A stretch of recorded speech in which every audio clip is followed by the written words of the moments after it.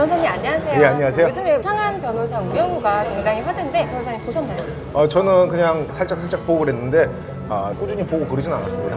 제가 그거 보다가 궁금한 점이 생겼는데 의뢰인의 집에서 살인사건이 발생을 해요. 그래서 의뢰인의 형이 죽었는데 이 형이 자살을 한 거다라는 증거를 찾기 위해서 그 집에서 막 책상 뒤랑 뭐 탐정처럼 이렇게 수색을 하더라고요. 실제 변호사들이 이런 경우들이 좀 있나. 제가 예전에 또 어떤 영화를 봤더니 그 영화에서는 이 사무장한테 시켜가지고 사무장이 벽을 타고 올라가더라고요. 그래서 몰래 침입을 해서 증거를 찾아오고 이런 장면도 나오거든요. 근데 이 변호사들이 실제로 이런 거 합니까?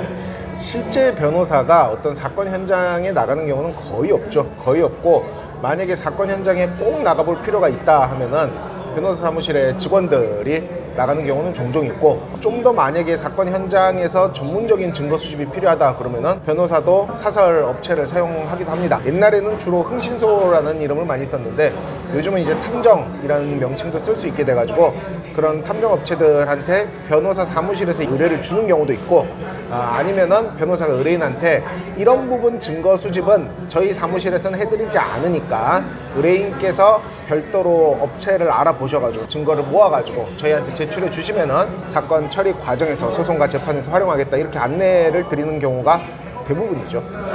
그러면은 그 성남 변호사거든요, 영화가. 성남 변호사에서처럼 사무장이나 아니면 흥신소나 벽 타고 들어가서 몰래 증거 빼와라 뭐 이런 거 시켰으면 이 변호사도 좀 문제가 있어요. 어떤 불법적인 증거 수집이 아무래도 필요할 것 같은 경우에는 변호사들이 의뢰인한테 이런 얘기를 합니다. 이런 식으로 하면 증거를 수집할 수는 있지만 어디까지나 이것은 불법이고 저희가 이런 불법 행위를 권하지 않습니다 말씀은 드려요. 변호사가 불법을 교사했다, 불법적인 행위를 하도록 사주했다, 매우 문제가 될 수 있기 때문에.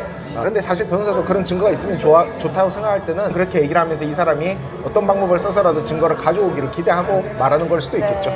의뢰인의 엄마한테 허락을 받고 들어가서 불법은 아니었어요. 근데 이제 이런 경우가 있어서 실무적으로는 불법적인 증거 수집도 아무래도 있을 수도 있고, 그리고 실제 변호사가 현장에 나가는 경우가 매우 드물다라고는 했지만 변호사가 현장에 나가는 경우도 있긴 있습니다.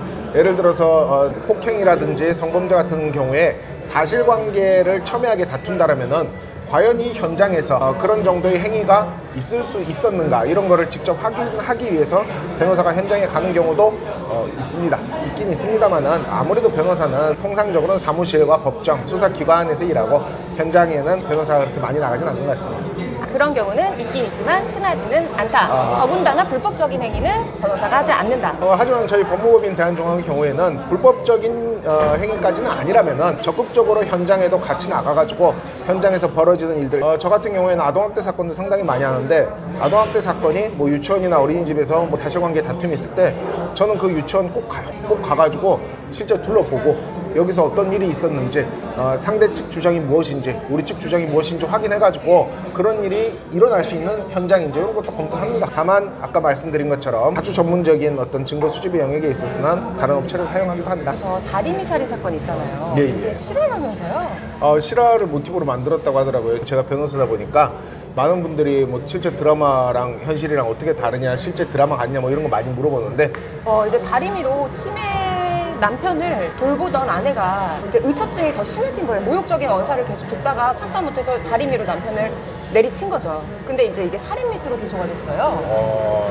이 사건이 실제로는 변압기였다고, 가정용 변압기. 제 생각에는 요즘에 없으니까 아마 다리미라고 바꿔가지고 한 것 같은데. 변압기랑 대충 무게나 크기 이런 게 비슷하니까. 제가 초등학교 때까지 있었는데 변호사님은 언제까지? 도란스, 저는 마지막으로 봤던 게 해외에 이제 외국인들이 많이 오는 호텔이었는데 도란스 있었던 것 같아요. 잘 기억 안 나는데 어쨌든 여기서 핵심은 살인미수로 기소가 됐다고요. 살인미수로 기소됐죠. 살인미수요. 근데 여기서 또 그게 궁금해요. 다리미, 변압기 이런 걸로 내리쳤을 때 살인미수까지 될 수 있나? 그렇죠. 이제 살인미수냐 아니면 아마 다쳤을 테니까 상해냐, 이게 쟁점이 될 것 같은데 결과는 똑같겠죠. 다리미로 사람을 내리쳤는데 사람이 다쳤다. 살인미수가 상해보다는 더 중하게 처벌받는 거잖아요. 그렇죠.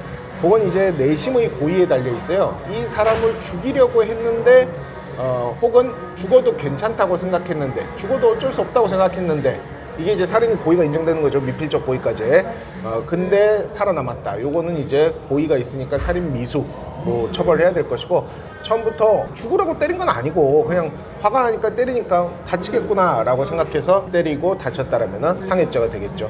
정 과장님은 요거 그러면은 뭐라고 생각해요? 제가 생각했을 때는 요거를 가지고 때리면서 이것 때문에 그 사람이 죽을 수도 있겠다 그 생각까지 하기는 어려울 것 같거든요. 뭐 상당히 아프겠지라고 생각할 수는 있겠지만 죽을 거라고까지는 저는 생각 못 할 것 같아요. 다리미를 어떻게 썼냐에 따라서 결론이 달라질 것 같아요. 만약에 다리미 판으로 이렇게 예. 때렸다 이건 상해죄로 봐야 되겠지만 그렇죠, 그렇죠. 다리미 끝이 뾰족하잖아요. 네. 뾰족한 걸로 예를 들어서 이런 식으로 찔렀다, 뾰족한 걸로 목 찔렀다, 요거는 살아남아도 살인 미수로 처벌해야 될 수도 있을 것 있겠다. 같아요.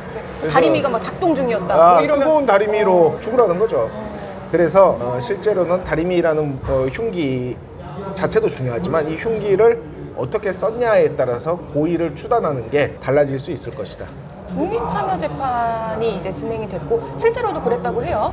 드라마에서도 저는 국민참여재판 국민참여재판이 했습니까? 너무 신기해요. 국민참여재판이 이게 유리한 건지 저는 사실은 뭐 물론 사진 같은 거 찍으면 안 되겠지만 내 얼굴이 많은 사람들한테 내가 범죄자다, 범죄를 저질러서 혐의가 있어서 재판을 받고 있다라는 게 많은 사람들한테 드러나는데 이거 좀 가면 쓰고 이렇게 하면은 안 되죠? 네. 아무래도 그 국민참여재판에 오는 배심원들도 당사자의 표정이라든지 이런 걸 보면서 고의도 추단을 해야 되고 그러기 때문에 가면 쓰고는 어려울 것 같은데 국민참여재판을 받고 싶어하는 피고인은 특정 범죄에 한해서 국민참여재판을 받을 수 있는데 통상 결과는 그냥 판사가 단독으로 했을 때보다는 판사들끼리만 했을 때보다는 좀 더 유리한 결과가 많다 이렇게 알고 있습니다. 국민참여재판을 하기 전에 배심원들이 나름대로 교육을 받는데 이 교육을 받을 때 뭐 무죄 추정의 원칙이라든지 이런 것들도 상당히 교육이 이루어지기 때문에 요거 국민참여재판 결과가 어땠습니까? 실제 사건에서도 국민 전원이 다 이거는 살인 미수 아니고 상해면 몰라도 상해 미수는 무죄다 이렇게 결정을 내렸고 판사도 그걸 받아들였습니까? 하더라고요. 법률가인 검사보다 오히려 일반 국민들이 더더욱 엄격한 기준을 적용해가지고 살인 미수가 아니라 상해죄로 처벌된 사안이고 그게 이제 드라마에서도 그대로 모티브로 활용이 된 것 같아요.